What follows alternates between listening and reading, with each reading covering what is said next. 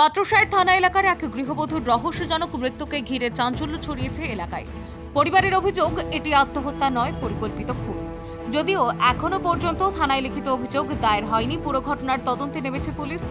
বাঁকুড়া জেলার পাত্রসাহের থানার অন্তর্গত হদলগ্রাম, সেখান থেকে উদ্ধার হলো 28 বছরের গৃহবধূ শ্রাবণী খায়ের ঝুলন্ত দেহ। খবর পেয়ে ঘটনাস্থলে পৌঁছে দেহ উদ্ধার করে পাত্রসাহের থানার পুলিশ। মৃতদেহটি ময়না তদন্তের জন্য পাঠানো হয়েছে বিষ্ণুপুর জেলা হাসপাতালে। আপাতত একটি অস্বাভাবিক মৃত্যুর মামলা রুজু করে তদন্ত শুরু করেছে পুলিশ।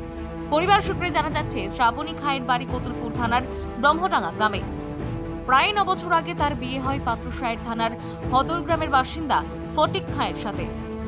পরিবারের অভিযোগ, দীর্ঘদিন ধরেই স্বামী ও তার দাদার স্ত্রীর সঙ্গে বিবাহ বহির্ভূত সম্পর্ককে কেন্দ্র করে দাম্পত্য কলহ চলছিল। সেই কারণেই শ্রাবণীর উপর মানসিক ও শারীরিক অত্যাচার হতো বলে অভিযোগ।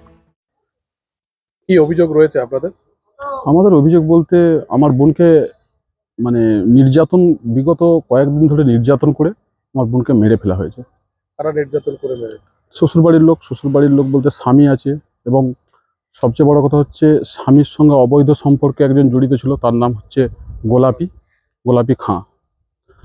সেই মহিলার বাড়ি কোথায়? ঠিক আছে, গোলাপি খাঁ হচ্ছে আমাদের জামাইয়ের আপনার বৌদি সম্পর্কে।